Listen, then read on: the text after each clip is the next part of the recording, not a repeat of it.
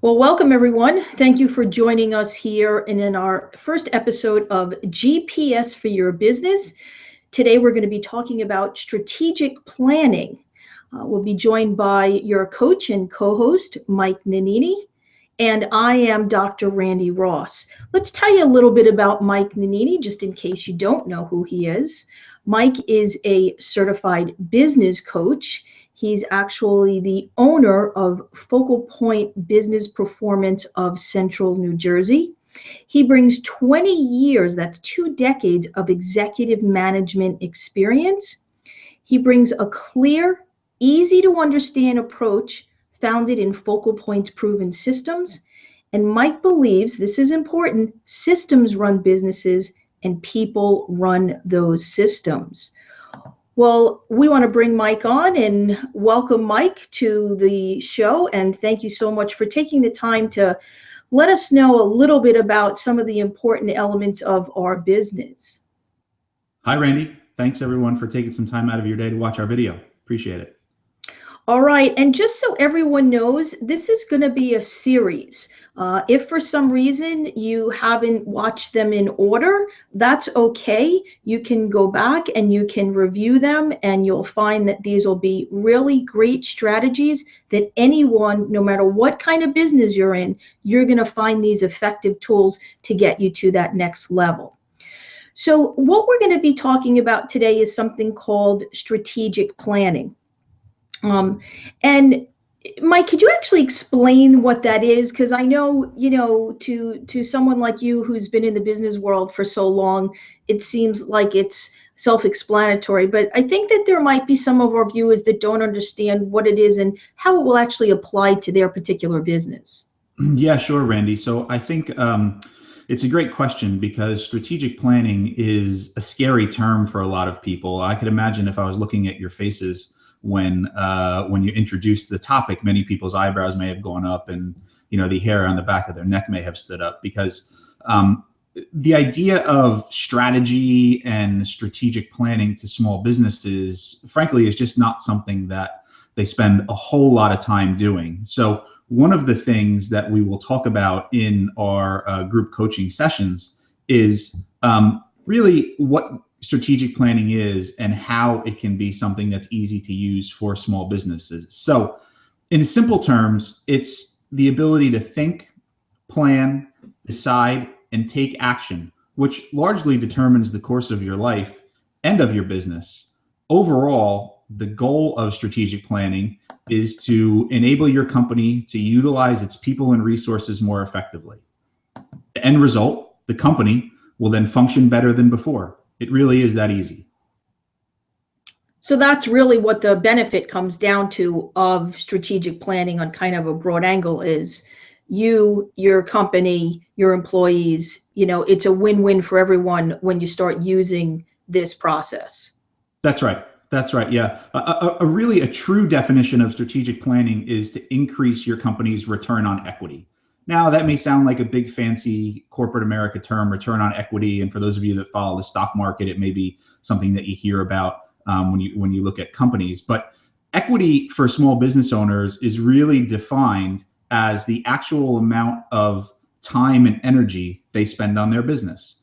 So that might be hours worked. It might be personal investment that they're making in their business. It might be the sacrifices that they're making, which is taking them away from their friends and family or their hobbies or other things that they're interested in. So really what strategic planning does is increase the return, satisfaction, and benefit that small business owners get on the time and energy that they dedicate to their companies.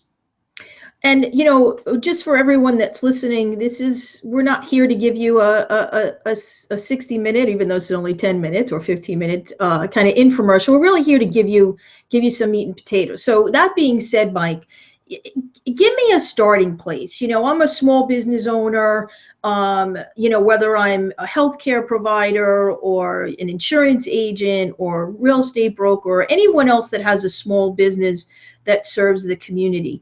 Maybe I only have a couple of employees and I'm really running the show. Where do I even start with this? How do I even break this down so I could take a piece off? Yeah, so the easiest way to break it down is really into 8 foundational questions where you should start. So really, the first 3 are defining your values, your vision, and your mission. Now, I will say that many of those things are quote unquote buzzwords that may seem inconsequential to many small business owners, but they really aren't. They apply differently to different companies, but there's value in figuring out each from the standpoint of clarity. You have to be clear on your business and what it stands for, what business you are in, and what you are trying to accomplish. Without that, you have no purpose and you have no path to get to where it is you want to go, because frankly, you haven't figured out where it is that you're headed. So once those 3 things are determined, you should think about your purpose. Every successful entrepreneur has an overarching purpose to their business. What's yours? Once you've defined that, then you get into goals, knowledge, and skills and habits. What are the things that you're trying to accomplish? What are your goals? What is the knowledge that you need to get there? Which of that knowledge already exists inside of your company? Maybe it's with you, maybe it's with your employees. And then what are the skills that you need, similar to knowledge? And what are the habits that you need to do on a regular basis? By habits, I mean, what are you going to do on a daily, a weekly, a monthly basis that are going to actually drive you towards those goals that you're trying to achieve? So I don't know if that's a simple explanation, but I think that that's the easiest way to explain really what the strategic planning process is all about. So is your suggestion, if you were working with someone, and as far as full disclosure here, I can tell you, and because people didn't get to see me before, let me welcome everyone. I have my screen share on for you. Mike and I actually do work together, and that's why I'm so excited to be a part of this with him, because I can tell you, after being in business for 25 years and working with lots of coaches, Mike is very unique, and he's probably one of the best listeners I've ever met in my entire life. So Mike, let's like talk about, if you and I are working together for the first day. We're talking about strategic planning. What is the first thing you're going to have me do? You're going to have me write these things down. How are you going to get my wheels turning for myself, and obviously to translate this to my employees? How are you going to get me to actually do this, as opposed to just something to think about, which never materializes, as we all know, especially for most small business owners? Yeah, and that's the biggest challenge with this, right? Is people, once you get them to think about this, the hard part is putting it in place and making sure that you're living it on a regular basis. And it's not just you, it's your entire teams. And that's critical, right? Because everybody has to be marching in the same direction. If you can think about, if you see soldiers marching in a military formation, if one of them gets out of line, the whole thing gets out of whack. So everybody has to be pointed in the same place.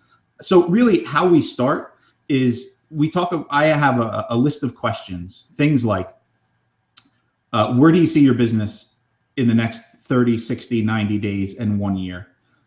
What are the biggest challenges that you face? What's the biggest opportunity that you face? What business are you truly in? What do you do? What business do you want to be in? Sometimes those are 2 different things. What's the biggest challenge that you're faced with on a regular basis? And then the last question is really, if you could change one thing in your business, what would that be? A lot of people don't really think about things. They have quick answers to some of those. They have to think about them for some of the other ones. But really what that does is it starts the foundation of, hey, where is this business today? Where does it think it wants to go? And then from there we go and we have a very in-depth conversation about the responses from each one of those things, and really get to 2 or 3 levels below the answers to those questions, and figure out, sort of what do we want to be when we grow up, right? Because at the end of the day, what's important is that as a business owner, you're bought into where it is you're trying to go, and you are fully on board with it, and you're willing to make the sacrifices that go along with getting there. I think that's a very valid point. And Mike, can you differentiate a little bit for our viewers? What's the difference between a goal and strategic planning? And I know all of us that have ever been through any kind of business program, coaching program. I mean, everybody talks about your goals and write your goals down and all that. Explain to people that are thinking, well, I do goal setting. What's the difference between goal setting and strategic planning for your business? Well, goal setting is part of the strategic planning process. It's hard to set a goal unless you know what your strategy is, right? And so when we talk about goals, there's a few things, right? I like to say that you need to have SMART goals. So SMART is an acronym, and basically what it means is they need to be specific, they need to be measurable, they need to be actionable, and they need to be time bound, right? They also need to be aligned with your values and your vision for your company, because otherwise, it's just very hard to get your whole team sort of marching in that formation, as I said. So goals are part of the process, but really, let's talk about the local ice cream parlor, right? Everybody in their town has the local ice cream parlor, and their ice cream is the best ice cream for miles, right? I can tell you, I live in New Jersey. The ice cream parlor that comes to mind for me is a place called Hoffman's Ice Cream. They have a couple of locations, but it is delicious. When you go there, it's like it's a treat. But have you ever wondered why their ice cream is so good? When you're there on a hot summer day, they know why it's so good. Now let's think about if you owned that ice cream parlor. And let's just say, for the sake of this conversation, that you owned the ice cream business and your goal was to really, really grow that business. What are your options? Well, to understand your options, you need to think about the first questions we discussed earlier. Values. Let's say this ice cream parlor uses only the finest organic ingredients. Okay, that's their value. They like to use organic ingredients. Vision. Their vision is to have people all around the country enjoy their ice cream in 3 years, right? So again, very specific. They want to grow their brand and be able to offer their ice cream across the country in 3 years. So that's time bound. So that's part of their strategic planning process, but that's also a goal. Now let's talk about their mission. Their mission is to create wonderful ice cream, have happy customers, and be philanthropic, right? That's a pretty good mission for them to have.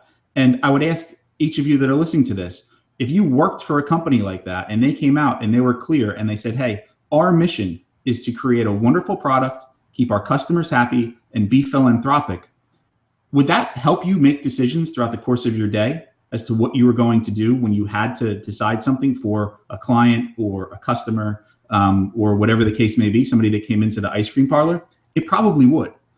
Then you get to goals. Let's say their goal is to be the largest independent organic ice cream manufacturer in the US in 5 years. It's pretty clear, isn't it? That's the most important part. Again, they have to have clear goals and they have to be time bound. After goals, it's knowledge. What knowledge do they already have about how to meet their goal? They already know how to make great ice cream. They know how to make it so that maybe they support 1 or 2 ice cream parlors. Do they know how to make it so that the entire country can consume their ice cream? Probably not. So they need to figure that out. So what are the gaps and how do they close them? Then comes skills and habits. What skills do they need? Which ones do they already have and which do they need to acquire? Finally, it comes down to habits. What do they need to do daily, weekly, monthly basis that they can measure so that they can meet their goal of being the largest independent organic ice cream distributor in the US in 5 years? So that was a long-winded answer to it, because strategic planning process is a holistic view, but hopefully that gives you a better understanding of exactly how you would go through and actually think about, hey, what do I want my business to be in 3 years, in 5 years, even in 1 or 2 years? It's important that you go through that.